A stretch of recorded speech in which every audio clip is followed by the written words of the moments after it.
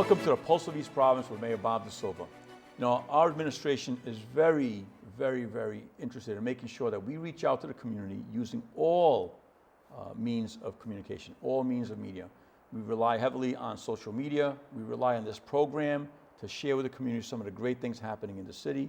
And we also rely on our website, eastprovidenceri.gov, as well as our newsletter. If you haven't signed up for our newsletter, please do. It's a great resource. You get a lot of information about the events happening throughout the city.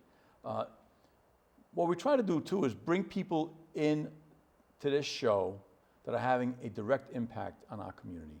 Today, we're going to have two guests, and both of them have to do with some of the great things happening in East Providence in the area and arena of planting trees. With me today is Doug Still, my first guest for the day. Doug, you are the retired forester for the City of Providence. You did 17 years there with the City of Providence. Before that, you were where? I was with the City of New York. City of New York. And now you serve as a consultant for us on special projects. We are so happy to have you, and thank you for being here today. Thanks for inviting me. I'm glad to be here. Well, look, I like to start out the interview with learning more about you so that the viewer understands who you are, how you came to be in this field. So tell me first, like, where did you grow up? Where'd you go to school? And how did you end up being into trees? I grew up on the Cape, actually, town of Barnstable. Mm-hmm. And my undergraduate degree is in art history. Okay. And I was actually in the art world for 5 years in New York. But then I developed this love for trees at the New York Botanical Garden. I started taking some classes. And I eventually went to get a master's degree in forestry and switched careers. No kidding. And now you were involved with Providence's tree effort. They've done quite a good job planting trees. Yes, it was an honor to work for Providence, and a lot of strong advocates and advocacy for trees in Providence, and a great nonprofit in the Providence Neighborhood Planting Program. I mean, trees do a lot for an urban setting. I want you to touch on some of those issues. And first and foremost, I think when you drive down a street that is tree covered, there's a canopy, it increases the value of the property. Absolutely. I think it makes the whole neighborhood nicer. But there's other real environmental benefits. Can you explain why trees are important in an urban setting? Sure. There's a number of reasons why trees improve the quality of life. And some of it is health related. Trees help clean the air from pollutants. They provide shade and cooling ability. We know cities are hotter than the surrounding area. It's an urban heat island. And trees help deflect the heat and keep paved surfaces cooler. Mm-hmm. And that has a direct benefit to public health in terms of just being able to breathe and ground level pollutants and that sort of thing. Trees also intercept rain and stormwater, and so they help our rivers and Narragansett Bay stay cleaner by preventing that extra runoff. And there are places where wildlife can live. I think that's important too, just Absolutely. To have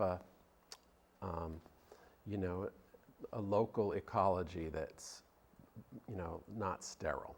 When you were working in Providence or even in New York, what were the most common trees that you saw planted in that setting? It's changed over time. When I first started out in the mid-90s, we had sort of a shorter list of species that do well in the urban setting because they, like honey locust and red maple and others, that are suited for compacted soils and can withstand the salt from winter, that can take some drought. But over the years, and as urban forestry has expanded, our list of suitable trees has expanded as well. And there's a push for more native trees so that they benefit pollinators and that sort of thing. Diversity is really important. So that the urban forest is buffered from any sort of outbreak of disease or pests or that sort of thing, and it's more resilient. So we strive for diversity now. Mm-hmm, mm-hmm. I mean, it's interesting because in my experience, there are those residents who really welcome more trees, and then there are those who really don't want it. They're concerned about sidewalks being lifted up and things. How do we help with that? How do we educate people that, you know, we can put trees in the ground without them impacting the sidewalks? What are the best trees to use in those instances? Well, I think one thing we can do to help is to plant the right tree in the right place, and not plant large trees, straight trunk trees under wires, for instance, or in narrow sidewalks where they are going to create a problem. But there's usually a tree that's suitable for every type of location. Excellent. And there's also a push in Rhode Island to do offset plantings and plant trees just behind the sidewalk, especially if that continues to be public property. Is ideal. But in some cases, you know, a homeowner, we'd love homeowners to plant trees too. Yes. And we're thinking more of a entire urban forest rather than just the public right of way. It all works together. No, that's wonderful. I mean, and you've been helping us with our tree planting program. I mean, part of it does involve planting on people's private property or behind the sidewalk on city right of way, which has been a really beneficial program. What tips do you have for people when it comes to making sure that the trees they have on their property or immediately abutting, you know, on public property, what can the residents do to help trees survive?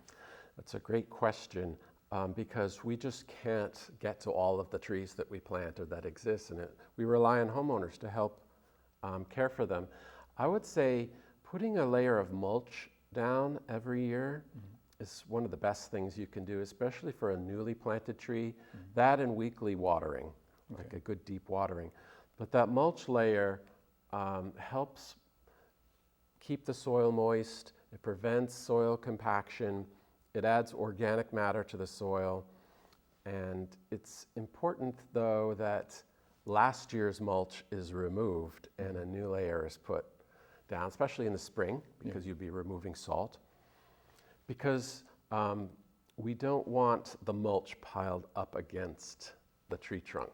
Yeah, well, I was just telling you earlier, I was on the way in today, and I see landscapers sometimes do this, which is, I thought, you'd think they would know better, but a tree that will have this big mountain, like a volcano, all the way up the trunk, that can't be good, right? No, it drives me crazy, especially in shopping, you know, in parking lots and that sort of thing.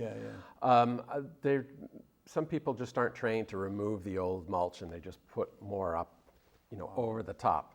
So the reason why you don't want to do that is because it can cause rot at the base of the tree, and it can allow the roots to grow up into that material, and it could eventually circle and choke the tree. I mean, I see it all the time. That's interesting. And that's something that people don't think about. They think that they're making something look attractive when they're really hurting the tree.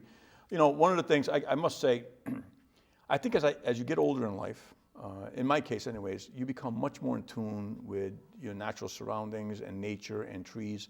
And it's something that I've really enjoyed being mayor, is having the ability to plant trees throughout some of our public parks and throughout our neighborhoods. We've been able and fortunate enough to have a grant that's helped support that, and that's what you've been helping us with. Are there any other tree programs that you want to share with the community? Any other tips that may be beneficial?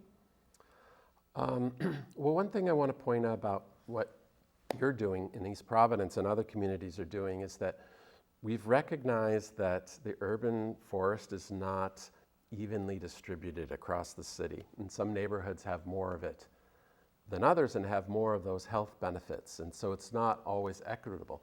So East Providence has really been through these grants been trying to plant trees where they're most needed in neighborhoods that need it most, and at every neighborhood as always. And so that's been an important issue in the city of Providence and other towns across Rhode Island.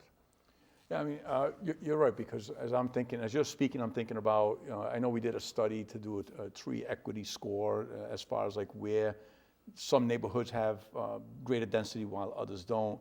And you're right, some of the older neighborhoods have some of these massive, beautiful trees that really do, I think it enhances the quality of life. And then you have other neighborhoods that there's nothing. And that's what we're trying to change. And I appreciate your advocacy and your guidance in your capacity. Now, this is something like I started saying, I've learned so much about trees recently. I really, I think as you get older in life, you start to really take a look at different things. My wife one day comes home with a bare root sycamore tree, right? At her school where she works, they were selling them as a fundraiser. So she bought this bare root, she brings it home. It's a bare little root. I planted it in the ground. That tree is doing better than some of the potted trees that I purchased. And I later found out and learned that bare roots actually do better because the roots get to grow into the ground, whereas sometimes if you get a potted tree, it's kind of root bound. So what should you do? If you're buying a potted tree at Home Depot or Lowe's, what should a homeowner do to make that tree, before they put it in the ground, what should they do to the root ball to make it really be successful? So one of the biggest issues is that the tree needs to be planted at the right level in the soil. And if you think of it as like the trunk expanding out at the top of the roots, right. That is the root flare, that should be level with the ground, not buried. And what happens with the containerized trees or even balled and burlap trees is that root flare already comes buried. And so a homeowner will think, well, we just need to plant it as the level it came in, and that's not true. One of the most important things to do is to remove some of the soil on top of the root ball so that that flare is exposed, and make sure that that is at final planting is level with the surrounding soil. Just a few extra minutes doing that can set the tree on the right course for hopefully 100 years. Wonderful, thank you. Well, Doug, this has been a very great conversation. Are there any last, because we're going to bring on Molly next, and she's been working very closely with you, Molly Ahern, from our planning department. Any last words that you want to share with the community, that people really should think about when they're planting trees? Nothing right off the bat other than support trees and advocate for trees and support the city in what you're doing. I appreciate you, Doug, and we're going to hear from Molly Ahern, who's going to jump on the conversation. Doug, thank you for your advocacy. Thank you for your guidance. And I think after our conversation today, maybe you should start your own tree planting show here at PEG-RI, really to educate people. Look, sure. I don't know what it is with my algorithm, but my Instagram, all I get now is videos on trees and plantings and yard work. Yeah. I absolutely love it. They know you. They must know me. But anyways, thank you, Doug. I appreciate your time, and I appreciate what you're doing here for the city of East Providence. Thank you.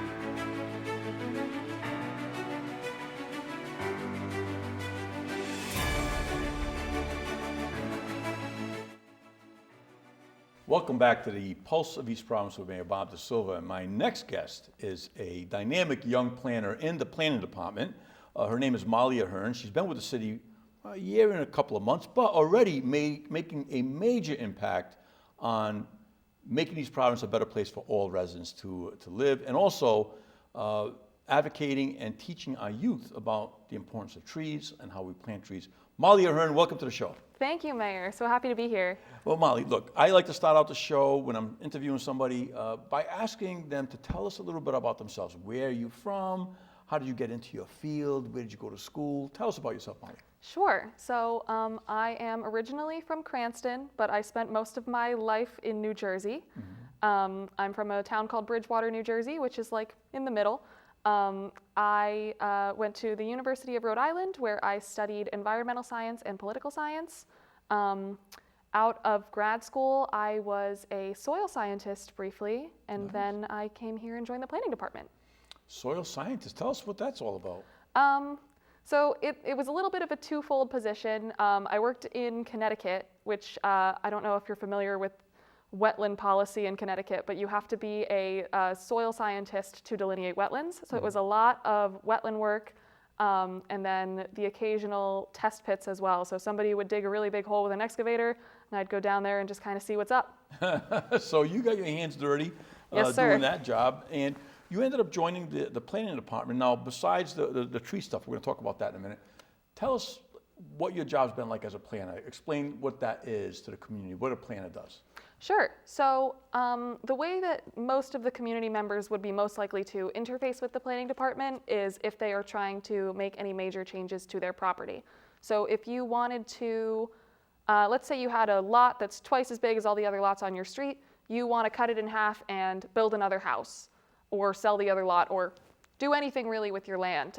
We're the people that you would go to. We review your site plans and we would communicate with the planning board, which is a group of appointed officials that live in the city, and tell them what we think they should do about the project. But so that's fun. You get to guide people in making changes to their property, but you also, as a planner, you get to really plan for the future. Right? Absolutely. Plan for the future, whether it's for vehicle traffic to intersections or it's future home developments. But more importantly, not economically, but environmentally, you get to plan for the future of East Providence when it comes to the environment. Yes, so environmental resilience is a huge concern of mine as an environmental scientist. We are concerned all of the time about climate change and how transportation affects the environment and how housing affects the environment, and how all of that impacts the people who live here. Now, you've been managing a grant, actually. Tell us about that USDA grant and what that's all about. Sure. So a couple years ago, before I actually started here, we received a grant for $750,000 from the USDA Forest Service to plant trees in parts of the city that don't have as many trees as other parts. I think Doug might have touched on that earlier. As well as educating the public and spearheading our tree internship program, which is now coming into its second summer. We've got a great crop of high school students who are so ready to be tree interns. Nice. And we're educating the young people on the importance of trees. But part of the grant is identifying locations that need trees because the tree equity score is low and getting trees planted. How many trees do you think we've planted over the last few years now? We planted, I think the number that I'm thinking of in my head is 700 trees over the past 5 years. Right. We planted 530 trees last year, thanks to not only our awesome Parks Department, but also some community partners that we have. So shout out to Groundwork Rhode Island, IGIS, which is a large company here who planted 40 trees. That's right. We had a lot of help. Yes, we did. And then we do an Arbor Day event every year. And I think that's always special because I love watching when you interact with the kids and how you're teaching these young, in this case we did it over at Silver Spring Elementary School, where you're teaching these young kids about the proper way of planting a tree. What's your experience with that? Oh, I love it. So this year at Silver Spring, we had a class of 5th graders and a class of kindergartners out here helping the trees. It was very sweet to watch the 5th graders help the kindergartners. Mm-hmm. They all have their little buddies. And we just taught them, here's the tree in the ground. We're going to fill it up to the root flare, which is kind of where that little collar is at the root of the tree where it starts to flare out. And then we taught them how to make a little bit of a mound around the side of the tree, almost like a donut shape, so that way when the water goes in, it'll filter into the ground correctly. Well, that's good. I mean, listen, I'm glad you brought that up because a lot of people, and we spoke about it with Doug earlier, a lot of people don't know how to properly plant trees and they go through the process and the tree suffers and dies. So it's good that you're sharing that with the youth of our community, but also with the public today who are watching.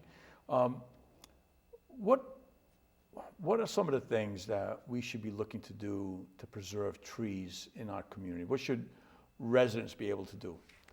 I think one of the big things that residents should do is careful pruning of trees. Mm-hmm. And I don't necessarily mean like city trees on streets or in parks, but if you have a tree on your property and it looks like maybe it needs a little bit of a trim, you maybe have some dieback on some of the branches, I would really recommend contacting an arborist and seeing if there's a way to prune that tree, because think of it as almost you're like leveling it up. Right. You have a tree that's pretty strong, you can make it even stronger through careful pruning. That's right. That's right. Actually, it's interesting because I have a tree that's in my yard. It's an old maple, and it had a few dead branches. I called in an arborist. They came in, they trimmed out the dead, and it seems to be doing better this year than years past. So that's true. That's wonderful to share with the community. One of the projects I'm very proud of, and you were very instrumental in this as far as the trees, is the Kent Heights Park renovation that we did. That was a major renovation, and you were very involved in the tree planting there. How many did we plant there? How many trees would you say? Oh, over 100. And more on the way. We've got some beautiful chestnut trees going in there soon for you, Mayor. Yes, But we had a whole variety of mostly native species, a lot of red maple, which is of course our state tree. We had some red buds, some hawthorns, different colors of tulip poplar, which is another gorgeous, gigantic tree that will be really exciting when it flowers, actually probably right about now, so go to Kent Heights. Such an awesome project to work on. So happy to continue working on it. How many, what do we have planned for this year on the tree planting program? Do you know what we've got scheduled? Well, this season we've got 100 trees going in around Hennessy School, which is where we had our Arbor Day event last year. Okay. So from as far south as Piercefield all the way up to Moran Avenue, there's going to be about 100 trees going in front of residential homes. And we actually got the opportunity to work with homeowners with species selection. So homeowners were able to choose the tree that goes in front of their house, which is super cool. And then we have another project. We planted about 80 trees on Waterman Ave last year. We're going to plant another few trees a little bit further west on the road. So that'll be in the fall. And I'm sure we'll have a few more up our sleeve. It's so exciting. Look, sometimes I'm like a little kid with the excitement of the tree planting program. It does make me happy. But what's really amazing is you just had like a big birthday, right? And you're such a young professional doing such great things. You just turned, what was it? 25. Well, happy birthday, happy birthday. 25 years old, and you are leading up this program. It's a major program that is going to make East Providence a much healthier city long term. Are there any other things you want to share with the community? Well, I want to share that I didn't do it myself. Yeah. I am fortunate to be on a team of awesome planners. We work very closely with the Parks Division and the Highway Department. So many awesome partner organizations that we have, and of course the USDA. Thank you for funding us. Yes. But yeah, it's a team effort, and I think Carol, residents are on our team as well. Of course, incredible. the Tree Commission. The Tree Commission, they do a great job advocating and working. I mean, I think the grant originally was applied for through Carol and her advocacy for it. We are fortunate to have a lot of people in the community in support of this. And our Parks Department personnel, they're responsible for doing a lot of the planting, and they do a lot of it on the weekend, because during the week, these guys are flat out, right? They're flat out busy. Doing what they can to maintain the parks and the playgrounds and everything else. But they've been doing a really good job planting these trees across the city. We had an interesting thing over by one of the schools by Pierce, the stormwater collection. Talk about that. Yes, so that was Hennessy School. It escapes me right now how the project was funded, but it's a company called Stormtree, and they make essentially large storm drains that are also tree pits. Okay. So in those 6 tree pits, we planted black tupelo and hackberry trees, both of which will grow pretty tall in adulthood, but they're smallish right now. Mm-hmm. And yeah, you just kind of cut a hole in the storm drain, put a tree in, and it grows just fine while mitigating stormwater. Fantastic. Now, we're talking trees. What other aspects of the job have you been involved with that you found super interesting? Well, we are working on some transportation projects right now. I don't want to give too much away because I don't know what I'm allowed to say. Mm-hmm. But big things in the works if you like riding a bike. And we just accepted an awesome grant from the State Department of Health to offer bicycle safety training and helmets for children in the area. So that's another thing to look out for. That's a great, wait, let's talk about that one. I love that one. That's a great grant and a great little program. When do we plan on seeing that work done? Hopefully soon. So we are planning on installing a bicycle safety training course called a traffic garden, most likely at Grassy Plains Park. And then we will have some educational programming and a free helmet giveaway for kids ages like between kindergarten and second grade. And that'll either be over the summer or into the fall when they get back to school. That's fantastic. That's fantastic. And the Safe Streets for All plan was recently adopted by the City Council. That's part of what you were working on also, right? Yes. And it's all good stuff. We got a lot of good things happening. Look, at the end of the day, you know, I read an article the other day on Lux Beat magazine. I think that's did I say it right, Matt? Matt Paddock, my communications person, is here with us. LuxBeatMagazine.com. Look it up, Google it. They had a story about East Providence and how really we are becoming the next Renaissance city. And I see it with people wanting to come into our city, people wanting to invest in our community, and people wanting to live in East Providence. And a lot of it has to do with the work you do in the planning department. Because when you plant trees, you beautify the neighborhood, and you also are making it a healthier place for all to live. Are there any last things that you want to share with us? No, but I would like to know, Mayor, what is your favorite tree?